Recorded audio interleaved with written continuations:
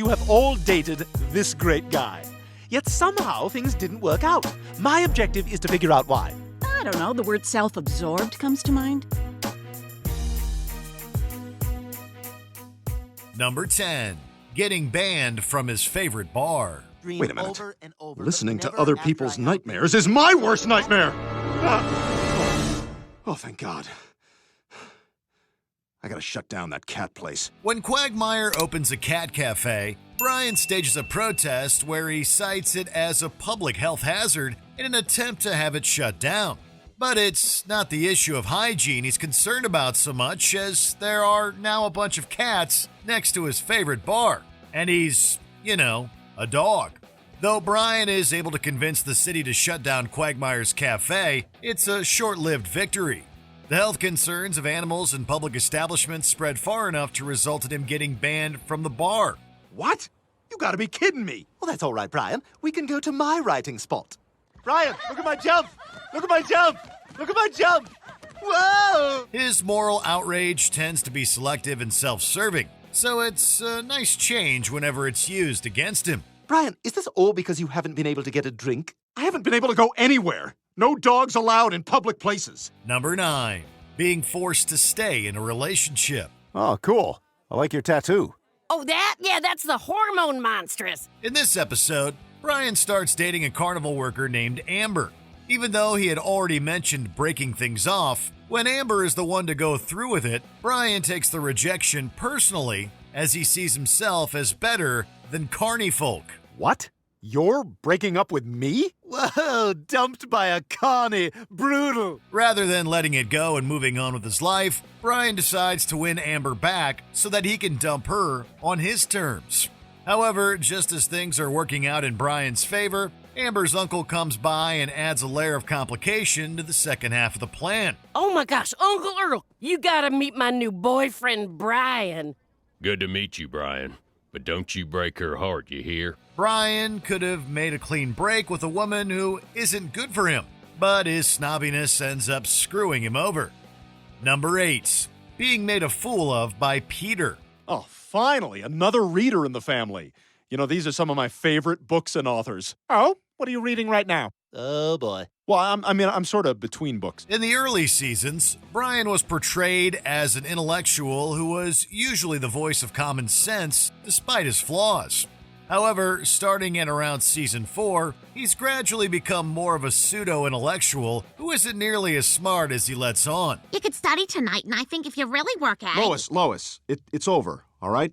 I'm not going. When Peter takes up reading as a hobby, Brian virtue signals to make it appear like they're both readers.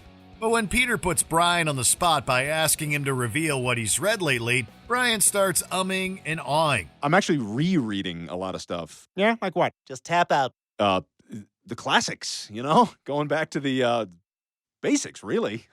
Words on the printed page. Thank you, Steve Gutenberg, right? What is this, oak? Oh, I don't even think it's oak. Peter is possibly the dumbest character on the show, so it's especially humiliating to be called out so brutally by him. Number 7. Getting his teeth knocked out. After Brian takes a job as a real estate agent, he tries to trick Quagmire into buying a dilapidated condo. All I can say is, underpriced waterfront property that's guaranteed to appreciate in value. That's all I can say. Oh, wait, are you bothered by sorority noise, though? The messed up thing is that Brian was able to get his job because of a set of teeth that Quagmire was nice enough to help him get. So this is a terrible way to pay Quagmire back. This is a dump. Well, maybe it's still got a nice ocean view. The harbor is poisoned. Damn it, Brian screwed me! When Quagmire realizes that he's stuck in the condo, he knocks out Brian's teeth. In the end, Brian is left without his teeth or his job, and he has no one to blame but himself for being a complete scoundrel. It was a lot tougher than I thought. Oh, yeah, it's real hard being a real estate agent. I mean, you gotta be able to count bathrooms. I once beat a real estate agent in a game of chess. Me, a well-known buffoon. Number 6. Having his tail cut off. Brian dates a sweet blind girl named Kate, but unfortunately, he finds out that she hates dogs. God, I hate dogs.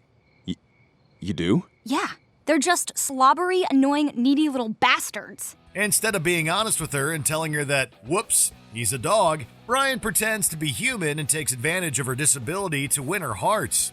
During a dinner with Kate and her parents, Brian goes to great lengths to conceal his canine identity, with the help of Stewie. Oh my God, I am so sorry. It's no problem. Don't worry about it.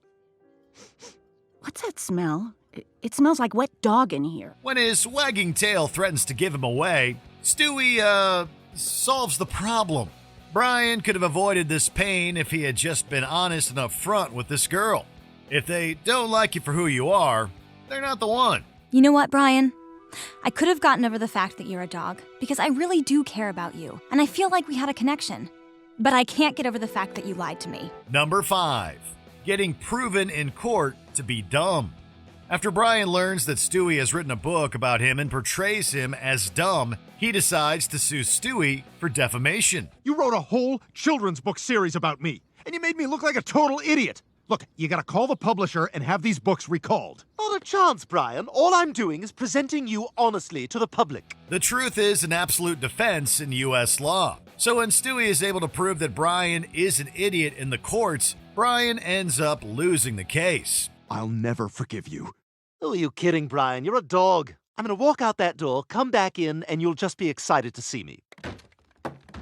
Hey, you're back. Oh, man, I feel like you've been gone forever. Hey, watch me spin around. Whoa! While it would be humiliating to have such a status solidified in an official setting, Brian's been acting high and mighty about his intelligence for years. So this kind of feels like justice well-deserved. And justice it is. In any case, he certainly didn't help himself by acting like a regular dog when he took the stand. On December 1st, 1951, Treat Williams was born. Where? Where's the treat? Thank you. I will now read the entry for Christopher Walken. Walk? Go for a walk? This dog is dumb. Number 4. Being confronted by all of his ex-girlfriends. Brian hasn't had much luck in finding a fulfilling romantic relationship, with the closest being the one he had with Jillian. Boy, you know, I gotta tell you, Jillian, this move is really working out great. It just feels right, you know? Cool! Rock on, Brian! Okay, done. In this Valentine's Day episode, Stewie tries to get to the heart of Brian's problem with women by inviting all of his ex-girlfriends to gather together in the same room. You are here because you have all dated this great guy. Yet somehow things didn't work out. My objective is to figure out why. I don't know, the word self-absorbed comes to mind. And pretentious. Definitely pretentious. And he's got a big ego! As awkward as such a situation would be, it is a fitting way to confront Brian with his past troubles. The girlfriends list several of Brian's faults, many of which are on point, and Brian becomes defensive is probably the right word here. Needless to say, it doesn't go over well. Get him!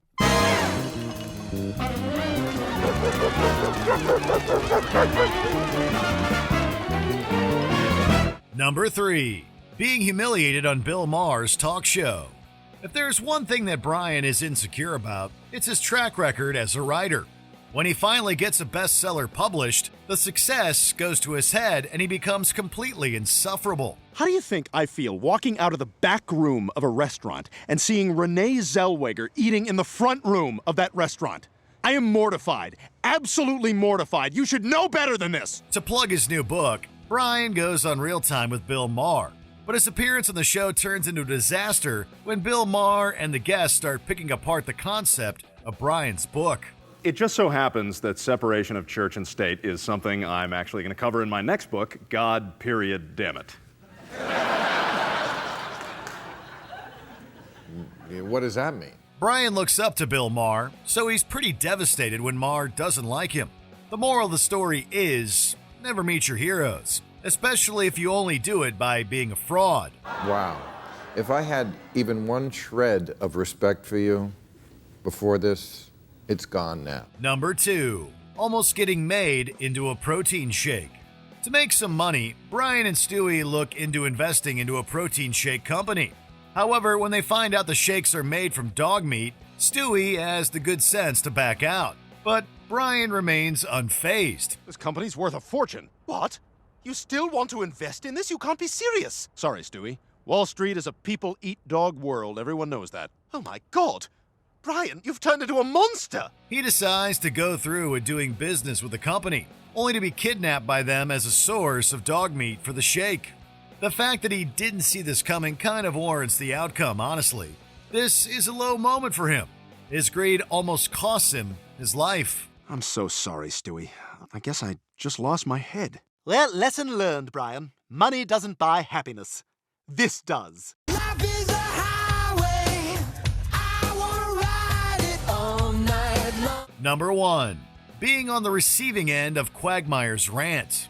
When Brian finds out from Peter that Quagmire doesn't like him, he invites Quagmire to dinner, hoping to charm him over.